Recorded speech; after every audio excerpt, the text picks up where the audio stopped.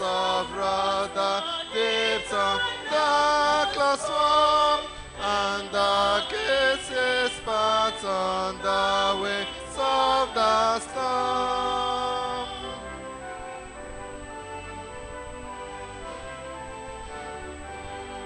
The earth with its store of wonders untold, Almighty thy power hath founded of old, established it France by a changeless decree, and round it hath cast like a man to the sea.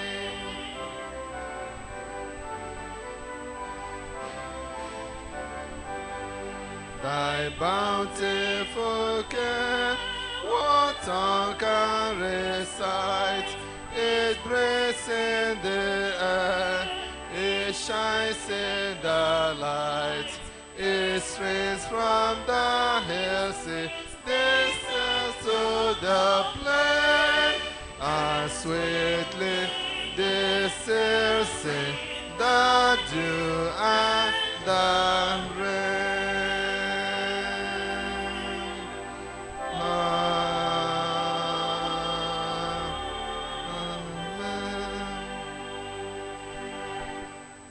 Nara ekene anyị na anyị nke eluigwe, nara otuto si n'obi anyị na n'ala mmụọ anyị wee pụta, maka na anyị maara na ikwesị ntụkwasị obi gị, ịfụnanya gị na-apụta ife kwa ụbọchị n'ebe anyị nọ. Anyị na-asọpụbigara gị oke n'ihi na ọ tọrọ gị ụtọ ime ka anyị bụrụ ndị dị ndụ n'ala ndị dị ndụ. Anyị na-ebunye aha gị elu maka na yikwasịrị anyị arụ isi ike dịka uwe. Onye nwe anyị, ọ bụrụ na arụ anyị na-ebulu sọsọ n'ozuru ịkọwapụta na ikwupụta ka ha rabụ ihe niile dị mma gị bụ Chineke na-emere anyị, mana anyị si ka otuto na nsọpụrụ echesara gị n'elu kachasị elu. Na mweda na anyị niile anyị na-ayọ dịka anyị na-achọ ka anyị gaa njem n'ime okwu gị, ka ibiko si n'okwu gị wee gọzie mkpụrụ obi anyị, gwa anyị okwu ahụ nke ga-agba anyị ume, ma anyị aka n'iru, gosi anyị ihe ndị kwesịrị na anyị ga-etinye n'ime ndụ anyị, kụziere anyị ma gbaziere anyị, n'ihi na anyị na-adabere na gị mmụọ nsọ, n'ihi na gị onwe gị bụ ezi onye nkụzi ahụ. Anyị na-ewezuga anụ arụ, anyị na-ewezuga ọbara, anyị na-ewezuga amamihe nke mmadụ, na-ewezuga ọchịchọ nke mmadụ, na-ayọ ka naanị ọchọ gị bụ Chineke bụrụ nke ga-emezu ọbụla n'etiti anyị n'oge awa, n'afa Jizọs Kraịst bụ onye nwe anyị. Amen. God bless you.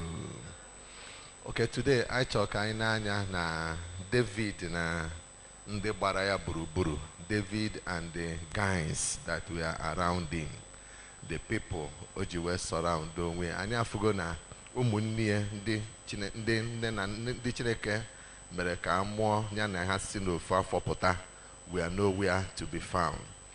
Mana mgbe o doro ya anya na Saul enye gị iwu ka egbuo ya, Jonathan boy ya gwa ya si ya n'ezi asụsụ na dadi anyị gwara anyị chọba gị ka egbuo, zọbazikwa onwe gị. So David wee gbapụ ọsọ. 1 Samuel chapter 22. Afọ na n'ebe ahụ sị na David therefore departed thence and escaped to the cave Adullam. And then when his brethren and all his father's house had it, they went down thither to him. The Bible was saying in verse 2 here. And everyone that was in distress, everyone that was in debt, everyone that was discontented, they gathered themselves unto him, and he became a captain over them. And there were with him about 400 men. Now, achọm ka imagine nwata nwa okorobịa na-agba ọsọ maka eze megbuo ya wee gbaga na cave. Na cave abụrụ ebe enwere electricity, cave abụrụ ebe enwere mmiri, nwee nni, nwee nothing. Cave bụ a hard life, ebe ife ga-esi gị nwee ifọdụ nke gị nwale ma abụrụ nke ihe eji wee nye mmadụ 5 maọbụ mmadụ 10 maọbụ mmadụ 20 maọbụ mmadụ 100, wee abụrụzia nke mmadụ 400 wee gbakwutie n'ebe anwa ọ nọ na that cave a. And ndị a niile bịa abụrụ ndị jelu university, abụrụ ndị jelu, bụrụ ndị mụlụ ọlụ aka nwere ihe a na-alụ, ọ ndị enwere ihe a na-alụ, ndị enwere ihe a na-alụ. Otu Bible si kọwa ha bụ ọnọdụ dị iche iche ha nọ na ya. Ndị nọ in distress, ndị nọ in debt, ndị dị discontented. Discontented bụ na afọ nya he nworo afọ ejuru ha n'otu ife si aga n'obodo. In fact, ndị dị frustrated. Ndị dị frustrated, ndị ji ụgwọ fa amaghịzi otu a ga-esi wee kwụ ụgwọ fa ji. Ndị nọ in distress. Nya asị na bank adịgo distress, fọpụta na bank ama agago bankrupt. So otu a ka esi wee kọwa the caliber of people that came and then surrounded David. And Obrona had a mmadụ 10 ma mmadụ 50, no, 400 of them. So achọm ka ịfụ this young boy, elube 30 years, because now all the 30 years were blessed. So kita okano, let's take it knock on his 20s. This young boy, these 400 men they are surrounded. Adam Sean and even more 400 and when they taught David of more age. And when they are bobo and when they are mana, God has now positioned him to be, according to that verse 2, also not to be a captain over them, to be a leader over them, to be a prince over them, to be somebody that will be a nagid. Because that word I translate it as captain, but the word nagid, I mean leader, onyendu, whatever.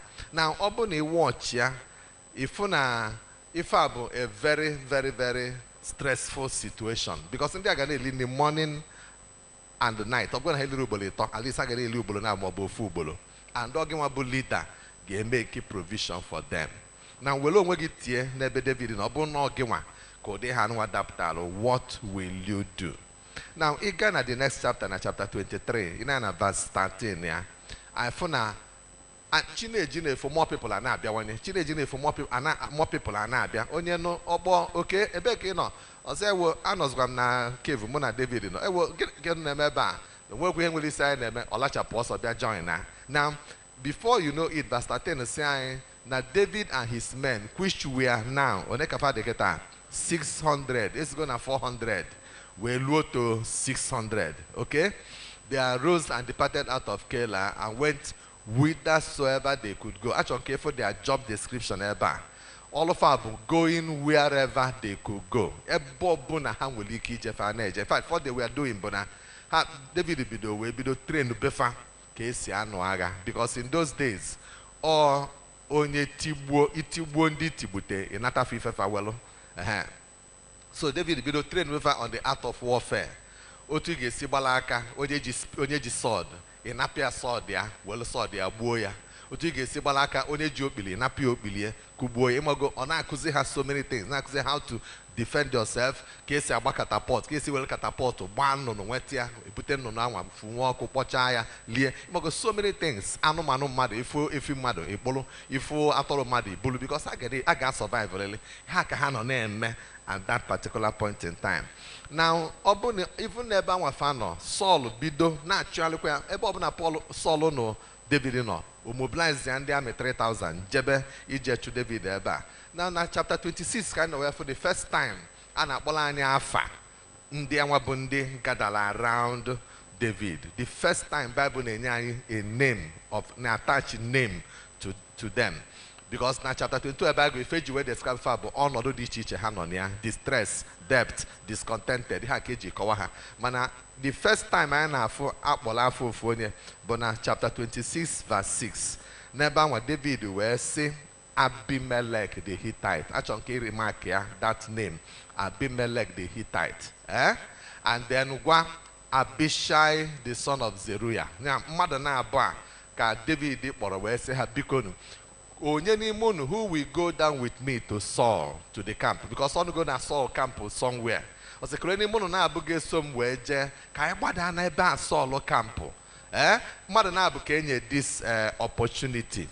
You will now discover that one of them took that opportunity. Only cause of decline na.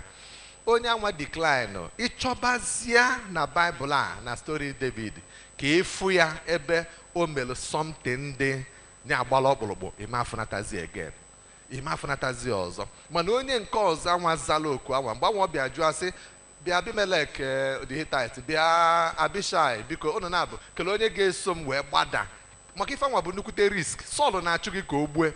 Now ife ebe ọ kampụ iwe na-achọ onye ga-eso gị gbada na kampụ ebe Sọl nọ.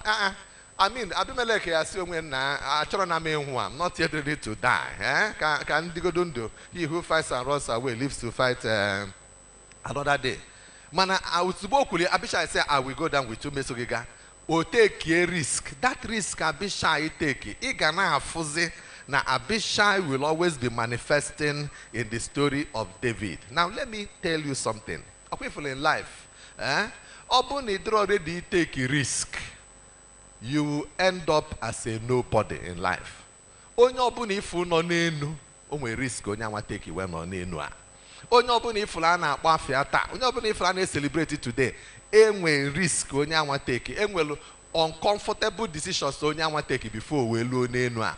Life adi anọkata serve mmadụ ife onye anwa e deserve. Life can never bring to your way what you have not actually paid for. Or there be loan a hotel, ejenye gini 10,000 naira, man if you na bagay 1,000. No, go neji ke ga be kwa enye gini go na wa. And you get in a hotel, you ga mo the hotel you get. When hotel ga be low one plate ni abalo 75,000 naira. Ima no kata 5,000 na bajebe ba si butelu gini. No. Ima 5,000 kiji, cho mama put to no somewhere. Jeba wa jema na 5,000. Ofu ni awa. But a different environment. So, or if you water, can life again. If you water, life cannot just dash it to you. Now, be meleka any option. So, don't badana camp. Or then may say baka. Only cause Abishai say no problem. Let's go. Iga fair messiafu. Na Abishai kept manifesting until even at the time of David Kagolunka, Ikagafon Abishai was still relevant because all they ready to take a risk. So, eba ka follow mother na aba. So, fana where is where at the end of the day, I'm at the story. Malo to fasi Jessia, they did not die. Instead, fight like a bokoli hinine solo where my water bottle ya, my spear ya, even my spear abuna hachiko hadine, will you go kwa nugu. So, when I point actually what abuna, eba can mention line the names of two of the people that went with David. Now, he move further to chapter 30. If you see Mbawa Habia just so the Philistia were jog, the Philistia Chuchia Fazo, before Fanana Chiataz on a Zikla Gedfa Campo, or Bona, Ndia Maleka, they're going to Zikla Gangwa, so Befani, no Copocol, the Wunyefa, Normofa, Dolofa, Udehan one men and Nigeria attack. I've been saying Ndewa bandits, Mobo, Fulani Hesmen, you were invade there of a village where suo boda for Bokolo captives like Manonya, I said that Bolomado 172. Mother 9 escape, Obloza Mado 163. In that Joe Wiggy, you don't know Kagesi where Batano Bodo. Tiaka Bokolo Mado 172. Chelefa Wepwa, Ndi police in on a ban, I said, they have mirror. The first statement I make Ibana, no Brezoku, Chama Luka Gomez, Brezoku, they have mirror. Oluzie, I say, Hase Obonu, man, and family, what an half and the apple. Oluchi in the church in and the children and Seraphim, and the churches need now be Apollo de Monaco. But we put all of names of the Apple. I was okay, so can I chop Tagozi now? If I be for them in Nigeria, Manihanine, the China Bible eba. So, Mbabia Biapokozia David na Munye David na Mova. In fact, if you watch that chapter 30 and verse 5, yeah, verse 5 will even David no way. Now, Ndi Munye Nabo, Anabo Ahinoam na Bigel, na Hasukunande Apolo. They were also taken captives. So David himself lost his 2 wives. But I watch that the next verse. Careful their mentality and their mindset. Before when the lion found frozen their own wives and their own children. The Bible says David was greatly distressed.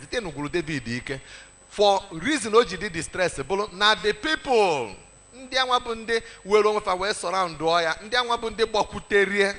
they were now speaking of stoning him. David ki we malo de around. David they provide the leadership. David bo ne weptalo onwe ko me ka odele hanama. David bo ono na David we jebe the same ogoa. Anatazia ife melo no melo David. Gini but I no na sympathize with him. Why no chama biazia ka atwalo mari ha ga eme. Obro ndi aka na akoli ha. Alori ne ha na to buka gesi we lokute we tubo David because the soul of all the people was grieved, every man for his sons and for his daughters. Man, something happened at that verse. Bible says, but David encouraged himself in the Lord his God. Now, opening my that story, eventually David was a biana kachoba kerendia wa bonde bebe apolundi munya. Kachoba mama again whatever. Chileke melo febelo where one young boy for Aronaya. So ndia wa dump wire. David if you Josiah near Millie, the boy revive so Hannah the boy well is the way Dugafa Nebendiano. At the end of the day, David now recovers 18. Why? And David recovered all that the Amalekites had carried away, and then David rescued his 2 wives. So David will recover here now in their bull.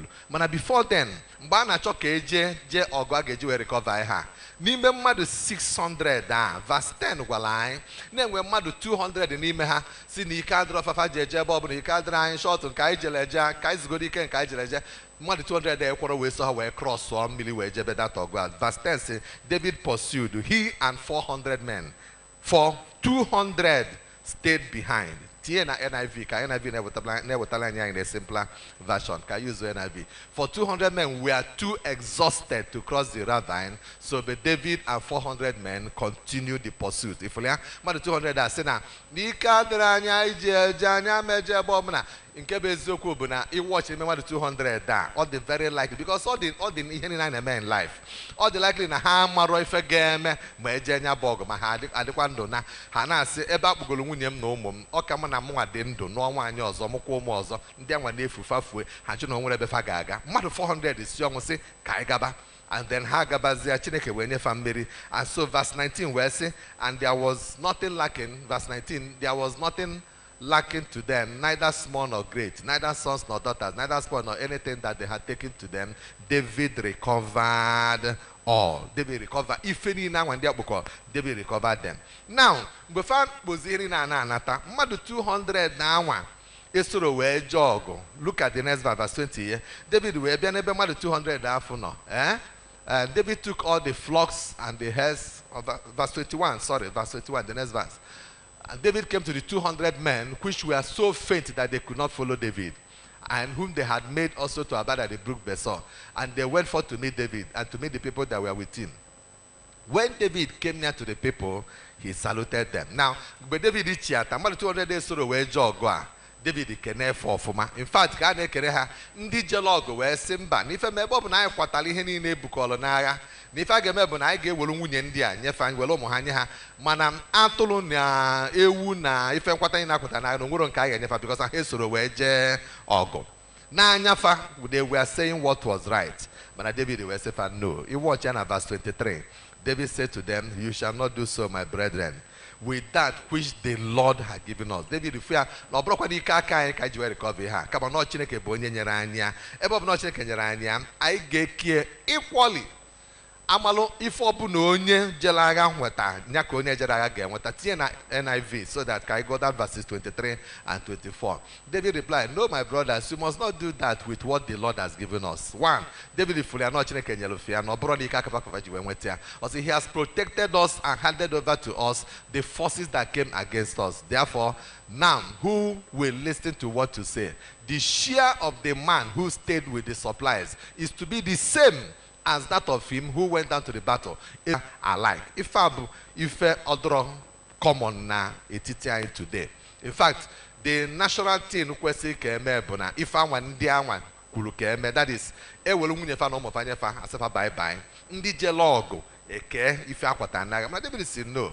And that's your kind of the kind of mentality David in with, the kind of leadership on a prefer to the people. Now, we call the go, money drogo, we support the government more, money support the government more. Obo Nigeria, Sikelo, Onyabuni Henine.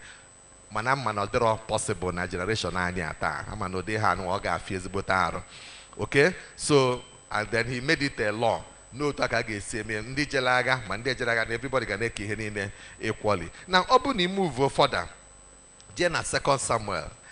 Iga fun ebe introduce line na chapter 2 verse 17. Ebe enwelu nukute ogo between Abner, the house of Saul and house of David. Everyone said there was a very sore battle that day, and Abner was beaten, the men of Israel, before the servants of David. And then there were a choka kola ni men dia hana David day. Mako haka in the profile today. I see them were 3 sons of Zeruiah. Number 1 bu Joab, number 2 bu Abishai. If you got Abishai yawa, so David we na campo Saul. If you give back na apokwa fe again, and then Asahel. Madeta bu munne ofu mama molo ha. and that for Mafa bo Zeruiah. Okay? And then I say, and Asahel was as light of foot as a white roe. Now, Obu ni nanya neba, umunni to so nandia wabatakulu David while he was in cave Adullam. Mano, with relationship between Madeta and David, I think I need to get a this morning prayer. Okay? Relationship and bona faith mamaha na David bo the same father, the same mother maybe. Faith and mamafa onye molofa Zeruiah and David bo one. So ha beginning to David. Gini ka ha bo now. Ha bo nephews. Okay, David bo their uncle. Okay. Now obu nije na 1 Chronicles chapter 2. Actually, I'm going to see something there. Now na verse 13. 1 Chronicles chapter 2. From verse 13. Look, if I need trace kita bo ndi aso David where Batan cave Adullam, those people that surrounded him. Now, even at that 1 Chronicles chapter 2, now verse 13, yeah, Kaibus of why Otu Jesse were more earlier than Abinadab. But then at verse 15, then Amor Ozem Buddhist, then David Bud the seventh, Nyana Kola Jesse. Then verse 16, where says there, now David, whose sisters? So, Jesse 7 now, well, Munanabu, Bonwine, and we say enough of Falabo, Kembo beginning Zeruiah, Kebo Abolo, Abigail. Now, watch out. Also, the source of Zeruiah, Abishai, Joab, and Asahel. Now, Mother so David. Then, Mano will only Zokwa, Nkana was Abigail, one day David. The next verse, yeah. Motako from one woke Anna, Amasa. Okay? That Amasa was also part of the crowd, also David. Now, what I want to bring out here, Bonam, if David in the Amuhana David, Funna, we are not interested in whatever was happening in the life of David. Mana David, Ndebo nephews here, Ndumunni and the wine, Omuhan walking in the Bakutelu David. They will over Fanyakudo, Naru David. So Amasa, so where also Nandi on a camp with David. Madi Tondi Ozon, Zeruiah mo, Fancha, so where David is. So Hancha Sonandi David in a train, Hancha Sonandi David in a mentor. But no, we see him along the line. In a follows this story naga. Mbawa Absalom be a rebel against David. Nka na Amasa.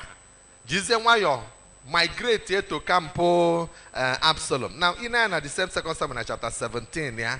In verse 25. Verse 25, why Absalom raised that uprising against Papia. Now, Onyo Mel, captain of the host, yeah, chief of army staff, yeah, instead of Joab, Bo Onye Amasa. Absalom made Amasa captain of the host instead of Joab. So Joab Bo captain of host na Campo David.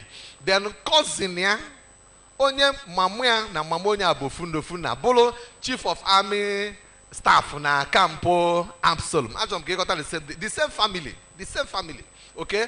Now, and then Amasa where Norozia na Campo Onyanwa Absalom. While na David na Joab na Umunne Joab, no na the other camp. Now, Obuni follow this story, you will discover name at the end of the day. Rebellion on Absalom did not work because Absalom eventually was killed. Mbebuzi Absalom, then David were not chatakwazia na Jerusalem. Inoka other chatakwa no chezie.